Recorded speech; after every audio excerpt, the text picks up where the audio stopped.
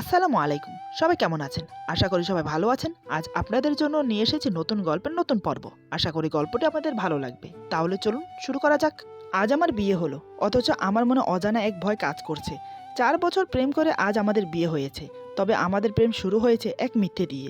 সেটাকে ঠিক মিথ্যে বলা যায় না। বলা বাহুল্য এক ভুল বোঝাবুঝি দিয়ে শুরু।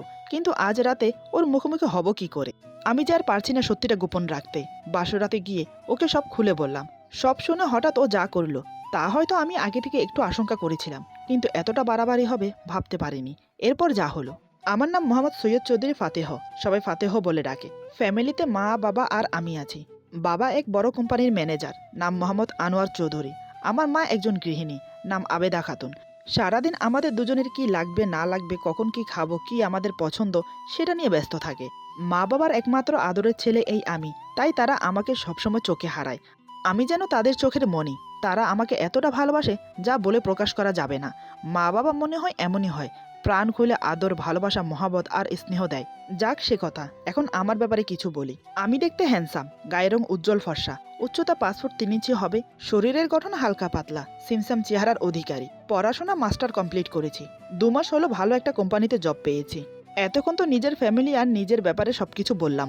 এখন বলি আমার জীবনের মূল ঘটনা। রাত 10টা বাজে। আমি বসে আছি আমার বাড়ির ছাদে।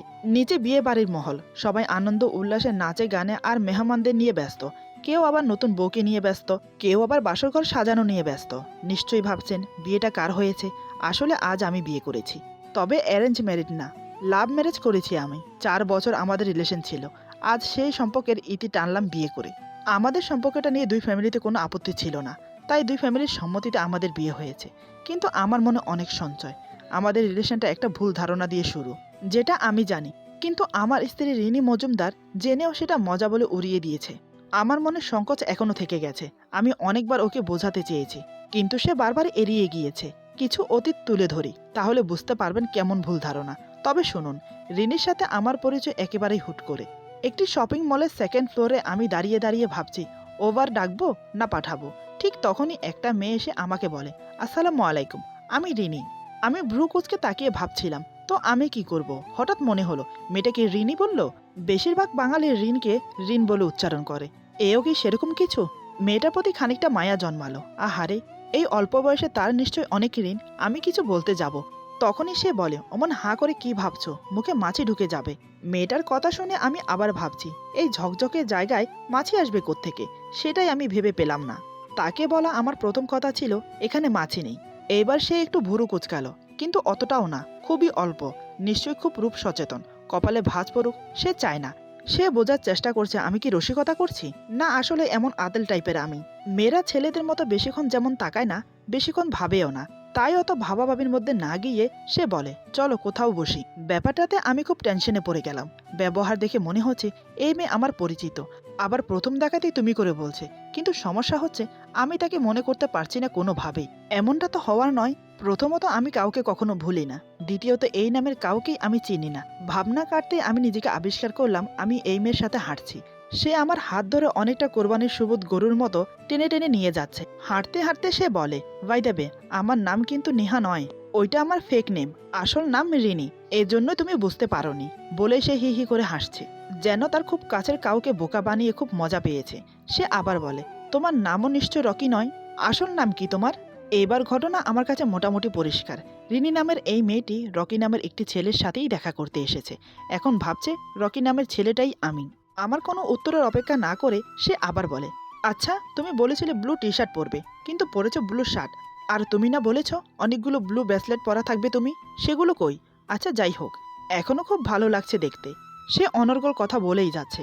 তা থেকে যা বুঝলাম, রিনি দেখা করতে এসেছিল একটি সোশ্যাল নেটওয়ার্কের পরিচিত একজনের সাথে, যার সাথে তার কোনোদিন দেখা হয়নি, এমনকি ছবিও দেখেনি। ছেলেটিকে সে বলেছিল blue T shirt blue jeans পরে আসতে। দুর্ভাগ্যক্রমে আমি ব্লু শার্ট আর ব্লু জিন্স তো পরেছি, তার সাথে মিলিয়ে একজোড়া ব্লু শুজও পরেছি। ঘটনা মোটামুটি আমি বুঝতে পেরেছি, কিন্তু ঘটনা হচ্ছে সে বুঝতে পারছে না আমি আসলে রকি না। এমনকি ইংরেজির সমস্ত আলফাবেট মিলিয়েও এই নামের সাথে আমার নামের একটি অক্ষর কমন নয়। ভাবনা কাটলেও তার ডাকে। রিনি বলে, কি ভাবছো? বললাম না আমার নাম রিনি। আমি এখনো মেয়েটার দিকে তাকিয়ে ভাবনায় ডুবে। তাই ভাবছি কেউ নিজের নাম বললে আমার নাম বলাটাও ভদ্রতা। আমি যেহেতু ছেলে হিসেবে মাশাআল্লাহ অতি চমৎকার ভদ্র, তাই নিজের নাম বললাম।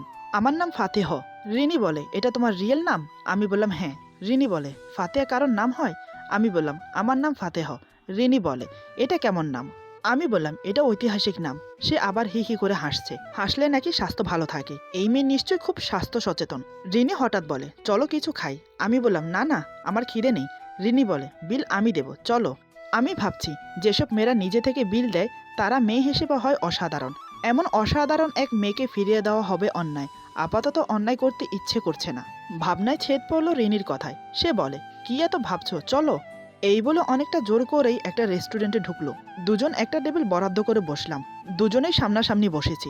মনে মনে ভাবছি, মেয়েটা আমাকে তুমি বলে সম্বোধন করছে, তাহলে আমি কেন শুধু শুধু আপনি বলে সম্বোধন করতে যাব? আমিও তুমি করে বলবো। তাই তাকে বললাম, দেখো, তুমি যাকে ভাবছো আমি কিন্তু সে নই। রিনি বলে, জানি জানি, তুমি রকি নও, তুমি ফাতেহ। বলার ভঙ্গির মধ্যে সীমাবদ্ধের মতো একটা ভাব আছে। সে ভাবছে আমি মজা করছি। রিনি বলে, কি কঠিন নাম, তাও আবার নাকি ঐতিহাসিক। আমি বললাম হ্যাঁ। রিনি বলে, কেন এমন একটা নাম রাখলো বলো তো তোমার? আমি ভাবছি নিজের নামের জন্য যে কাউকে কৈফিয়ত দিতে হবে, কবে কে ভেবেছিল সেটা? আমি বললাম, কনস্টান্টিনোপল বিজয়ী উসমানী সুলতান মোহাম্মদ ফাতেহা খানের নামে এই নাম রাখা হয়েছে। রিনি বলে, কনস্টান্টিনোপল, এটা অনেক পুরনো শহর না? মনে মনে ভাবছি, বাহ, মেয়ে দেখছি অনেক কিছুই জানে। সাধারণত সুন্দরীদের এসব জ্ঞান থাকে কম, কারণ তারা জ্ঞান চর্চার চেয়ে সৌন্দর্য চর্চাকেই বানিয়ে নিয়েছে ধ্যান জ্ঞান। আমি বললাম, অনেক পুরনো। বাইজেন্টাইনদের কাছ থেকে সুলতান মোহাম্মদ ফাতেহা এটা জয় করেন। রিনি বলে, কোথায় এই শহর? আমি আবার ভাবছি, কৈফিয়ত চাচ্ছে নাকি জানতে চাচ্ছে ঠিক বুঝতে পারছি না। মনে হচ্ছে জানার আগ্রহ আছে, নাকি সেই শহরের এক্সাক্ট লোকেশন জানতে চায়। আমি বললাম, বর্তমান ইস্তম্বুলের পূর্ব নাম হচ্ছে কনস্টান্টিনোপল। রিনি বলে, জানতামই না। মেয়েটার সরল সহজ স্বীকারোক্তি পছন্দ হয়েছে আমার।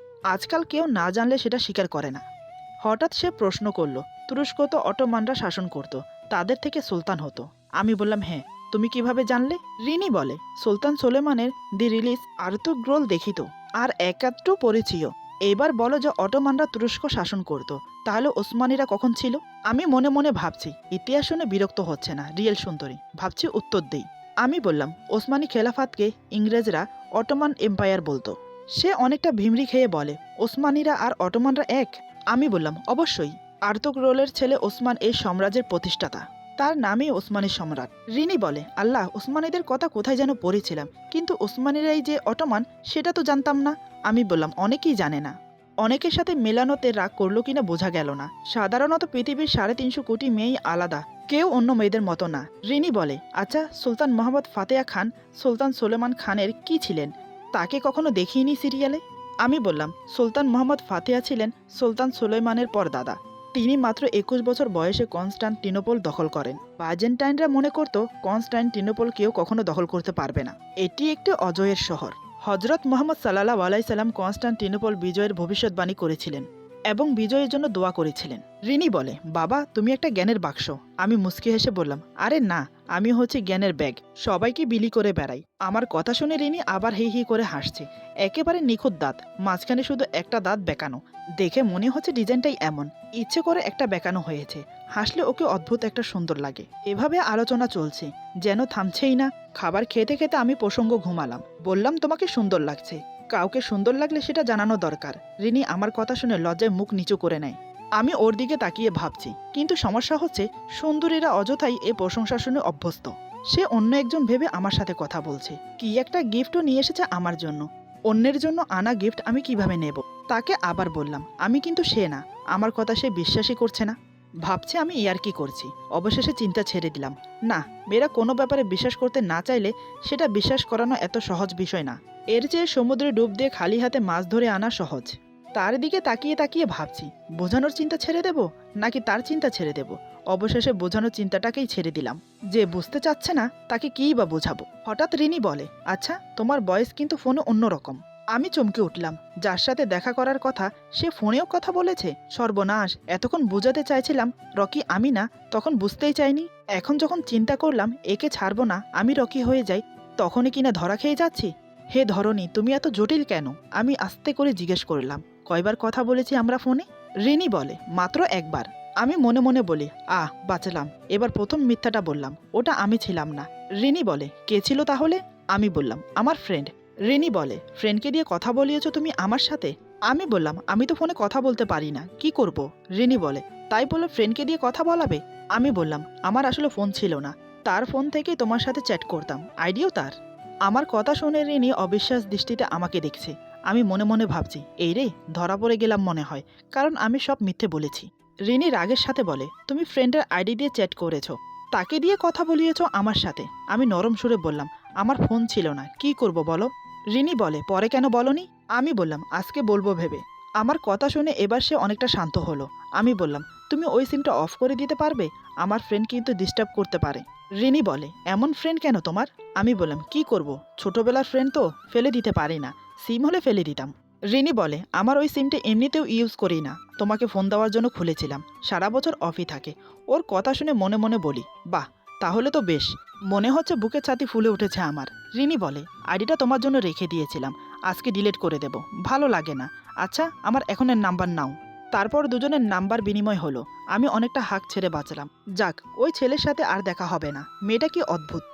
এতক্ষণ ধরে সত্যি বলছিলাম, একটাও বিশ্বাস করেনি। সব মিলিয়ে দুটো মিথ্যে বলেছি, সাথে সাথে বিশ্বাস করে নিয়েছে। এই জন্য মহামনীষীগণ বলেছেন, মেয়েদের বোঝা বড় দায়। সে সত্যি সত্যি আমাকে বিল পে করতে দেয়নি। সে বিল পে করলো, তারপর আমরা বেরিয়ে এলাম। কথা বলতে বলতে আমরা এগোচ্ছি। হঠাৎ আমি খেয়াল করলাম, একটা ছেলে দৌড়তে দৌড়তে এক্সেলেটার বেয়ে উপরে উঠছে।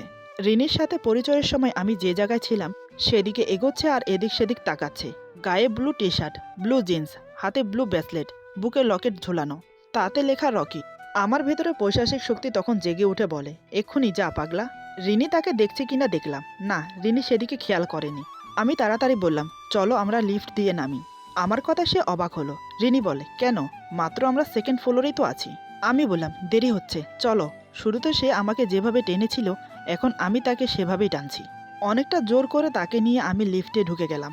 নামতে নামতে সে বলে, দেখেছো, ফোন না করেও দেখা হয়। তুমি বিশ্বাসই করতে চাইছিলে না, নাম্বার দাও। দেখলে তো, দেখা হলো। বলেছিলাম ক্যান্স আইয়ের সামনে দাঁড়াবে, তুমি দাঁড়িয়েছো।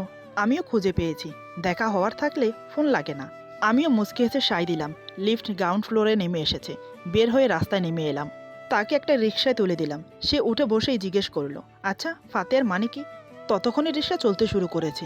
আমি অনেকটা চিৎকার করে বললাম, বিজয়ী। সে হুডের পাশ দিয়ে মুখ বের করে বলে, বাসা গিয়ে ফোন দেবে। আমি আরও একবার বিজয়ের হাসি দিয়ে উল্টো দিকে হাঁটা দিলাম। আসলে মেয়েটা দেখতে খুবই সুন্দরী ছিল।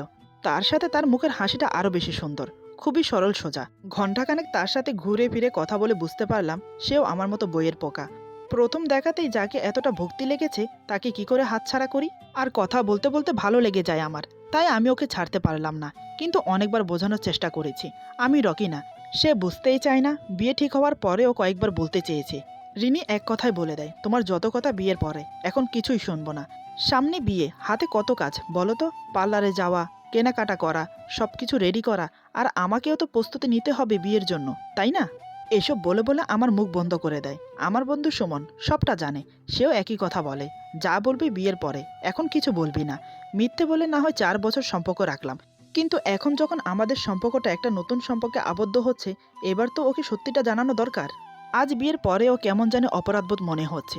আমি চাই আজ ওকে সত্যিটা বলি। কপালে যা আছে তা পরে দেখা যাবে, কারণ আমি চাই না আজ আমাদের শারীরিক সম্পর্কের উপর কোনো কথা উঠুক। বাসরাত বলে কথা, আমরা একে অপরের কাছে নিশ্চয়ই আসব। নানান কথা মাথায় ঘুরপাক খাচ্ছে। বসে বসে এসব ভাবতে ভাবতে কখন যে রাত 12টা বেজে গেছে বুঝতেই পারিনি। সম্বিত ফিরল আমার বেস্ট ফ্রেন্ড সুমনের ডাকে। সে আমার পিছনে দাঁড়িয়ে কোমরে হাত দিয়ে বলে, কি ব্যাপার দোস্ত, তুই ছাদে বসে আছিস, আর আমি তোকে পুরো বাড়ি খুঁজে পাগল হয়ে যাচ্ছি। তা এত আনমনা হয়ে ছাদে কেন বসে আছিস? আজ তোর বাসর রাত, ভুলে গেছিস? রাত 12টা বাজে, তোর কি খেয়াল নেই? আমি বললাম, আছে, কিন্তু আমি ভাবছি অন্য কিছু। সুমন বলে, তা কি এমন ভাবছিস, বল শুনি। আমি বললাম, আমি চাই রিনিকে আজ সব বলবো। সুমন বলে, এই, একদম না, আজ এই ভুল একদম করবি না। বাসর রাতটা কোনো রকম কেটে যাক, তারপর না হয় বলিস। আমি না করব না। আমি ওর কথা সম্বোধন করে নিচে এলাম। তারপর ধীরে ধীরে বাসর ঘরের দিকে এগিয়ে গেলাম। পেছন থেকে সুমন আমাকে আবার ডেকে বলে, কি বলেছে মনে আছে তো? আমি একবার মাথা নাড়িয়ে বললাম, হুম। এই বলে দরজা খুলে ভিতরে চলে গেলাম, কিন্তু আমার মন কিছুতেই মানছে না। মন বলছে সত্যি কথাটা আজ বলে দে। মুরব্বীরা বলে, যদি না হয় বিয়ের দিন, তাহলে হয় না আর কোনো দিন। কিন্তু সেটা তো অন্য বিষয়ের কথা। আজ আমি যা বলবো তা হয়তো সিম্পল, যদি তাকে তাই মনে করা হয়, আর তা না হলে অনেক বড় প্রবলেম। হাদিসে আছে, স্বামী স্ত্রীর বন্ধন পবিত্র বন্ধন, তাকে সত্যি দিয়ে চালনা করা ভালো। মিথ্যে সম্পর্ক বেশি দিন টিকে না। না, আজ যা হবার হবে। আজ আমি বলবই। না শুনবো কারো কথা, না শুনবো রিনির কথা। দরজার কাছে দাঁড়িয়ে দাঁড়িয়ে এসব ভাবছি। হঠাৎ আমার চোখ গেল রিনির দিকে। সে অতি আগ্রহে বসে আছে মাথায় ঘোমটা দিয়ে আমার জন্য। আমি ধীরে ধীরে এক পা দুপা করে ওর কাছে গিয়ে বসলাম। বুকের ভেতরটা দুরু দুরু করছে। জানি না আজ কপালে কি আছে। আমি কোনো সংকোচ না করে ধীরে ধীরে রিনির ঘোমটা সরিয়ে দিলাম। ঘোমটা সরাতেই ওর চাঁদের মতো মুখটা আমার সামনে প্রকাশিত হয়। এর আগে ওকে দেখিনি এমনটা কিন্তু নয়। প্রায় প্রতিদিনই আমাদের দেখা হতো, কিন্তু আজ বধূ সাজে ওকে অন্যরকম লাগছে। চোখের পলক পড়তে চাইছে না আমার। রিনি চোখ বন্ধ করে আছে। বাসর রাতে এমনটাই হয়। ঘোমটা সরাতেই মেয়েরা লজ্জা পেয়ে চোখ বন্ধ করে নেয়। গল্পে, উপন্যাসে, এমনকি টিভি সিরিয়ালও এমন দৃশ্য দেখা যায়। আমি অনেকবারই দেখেছি। আজ সে দৃশ্যটা আমার সাথে হচ্ছে। আমি ঘোমটা সরাতে আমার বউটা লজ্জা পেয়ে চোখ বন্ধ করে নিয়েছে। ব্যাপারটা উপভোগ করা বেশ দারুণ। আমি রিনির চিবুক ধরে ওর মুখ আমার দিকে ফিরালাম। তারপর বললাম, কি গো, চোখ খুলে তোমার বরটাকে দেখবে না? এই কথা বলতেই রিনি ধীরে ধীরে চোখ খুলে আমার দিকে তাকায়। দুজনেই চোখাচোখি। সে যেন চোখের ইশারাতে বোঝাতে চাইছে, ইস, এমন করে বলছো কেন? আমার বুঝি লজ্জা করে না? আর আমিও যেন চোখের ইশারাতে বোঝাতে চাইছি, কিসের এত লজ্জা? প্রেম করেই তো বিয়ে করেছি। হাতে হাত ধরে কত পথ চলেছি। তাহলে আজ আর লজ্জা কিসের? আমি বললাম, ওয়াও, তোমাকে আজ পূর্ণিমার চাঁদের চেয়েও বেশি সুন্দর লাগছে। ইচ্ছে করছে সারা রাত তোমাকে এভাবে দেখে যাই। আর এই বলে চুপ হয়ে গেলাম। রিনি বলে, আর কি বলো? আমি বললাম, সারা রাত তোমাকে বুকের মাঝে রেখে ভালোবাসতে চাই। যে ভালোবাসাগুলো এতদিন তোমার জন্য জমিয়ে রেখেছি তা আজ উজাড় করে দিতে চাই। রিনি বলে, তাই বুঝি? তোমার দিকে তর্স হইছে না? আমি বললাম, সত্যি বলেছ তুমি। যার বউটা এত সুন্দর হয় সে কি করে নিজেকে ঠিক রাখে বলো তো? তবে তোমার জন্য একটা জিনিস এনেছি। এই বলে পকেট থেকে একটা ছোট গিফট ওকে দিলাম। রিনি হাতে নিয়ে বলে, এটা আমার জন্য? এটার ভিতরে কি আছে? আমি বললাম, হ্যাঁ, এটা তোমার জন্য। আর খুলে দেখো কি আছে। আমার কথা মতো রিনি প্যাকেটটা খুলে ফেলে। খুলে সে অবাক হয়ে যায়। আসলে তার পছন্দের একটা ব্রেসলেট। ব্রেসলেটের মাঝখানে ব্লু কালারের একটা মাঝারি ধরনের ডায়মন্ড বসানো। এটা পেয়ে সে খুব খুশি হয়ে যায়। আমি বললাম, তোমার পছন্দ হয়েছে? রিনি বলে, খুব খুব পছন্দ হয়েছে। এই বলে সে আমার গালে একটা পাপ্পি দিল। তারপর আমাকে শক্ত করে জড়িয়ে ধরে। আমিও নিজেকে স্থির রাখতে পারলাম না। রিনিকে বুকের সাথে চেপে ধরি। রিনি চোখ বন্ধ করে আমার চুল খামছে ধরে। সে যেন আমাকে আরো কাছে পেতে চাইছে, তার আহ্বান জানাচ্ছে। আমি ওর ঘাড়ে গলার নিচে চুমু দিয়ে ভরিয়ে দিচ্ছি। তাতেই রিনি কেঁপে কেঁপে উঠছে। আমি ওর ঠোঁটে গভীরভাবে চুমু দিয়ে চেপে ধরি। এভাবে অতিবাহিত হয় পরস্পরের মাঝে। একসময় আমি রিনিকে নিজে থেকে ছাড়িয়ে নিই। তারপর বলি, দেখো রিনি, একটু শান্ত হয়ে আমার কিছু কথা শোনো। রিনি জোরে জোরে নিঃশ্বাস ফেলতে ফেলতে বলে, এখন কথা না বললেই নয়? পরে না হয় শুনি। আমি বললাম, না, কথাগুলো এখন বলা জরুরি। এই বলে আমি উঠে বসলাম। রিনি কিছুটা বিরক্ত হয়ে উঠে বসে। তারপর আমাকে বলে, বলো, কি এমন কথা আছে তোমার, যার জন্য তুমি এমন করছো? আমি একটু নীরবতা থেকে বললাম, বলছি। তারপর পাশে থাকা জগ থেকে এক গ্লাস পানি ঢেলে খেয়ে নিলাম। রিনির একটা হাত শক্ত করে ধরে চুমু খেলাম। ততক্ষণে আমার মুখে দুশ্চিন্তার ভাব ফুটে উঠেছে। আমার মুখের ভাব ভঙ্গিমা দেখে রিনি বলে, ফাতেহ, তুমি ঠিক আছো তো? আমি বললাম, কিছু কথা আছে যেগুলো না বললে তোমাকে আমি শান্তি পাচ্ছি না। 4 বছর পর্যন্ত অনেকবার চেষ্টা করেছি তোমাকে বোঝাতে, কিন্তু তুমি বুঝতেই চাও না। আজ আমি এখন এই মুহূর্তে যা বলবো তোমাকে বিশ্বাস করতেই হবে। আজ তুমি মজা করে উড়িয়ে দিতে পারবে না। রিনি বলে, আগে তুমি শান্ত হও, তারপর বলো কি হয়েছে। আমি বললাম, বলছি শোনো। আচ্ছা, তোমার মনে আছে আমাদের প্রথম দেখা কোথায় হয়েছে? রিনি বলে, কেন? শপিং মলের সেকেন্ড ফ্লোরে, যেখানে আমি তোমাকে দাঁড়াতে বলেছিলাম সেখানে দাঁড়িয়েছিলে তুমি। আমি বললাম, ঠিক তাই, তবে আমি রকি ছিলাম না।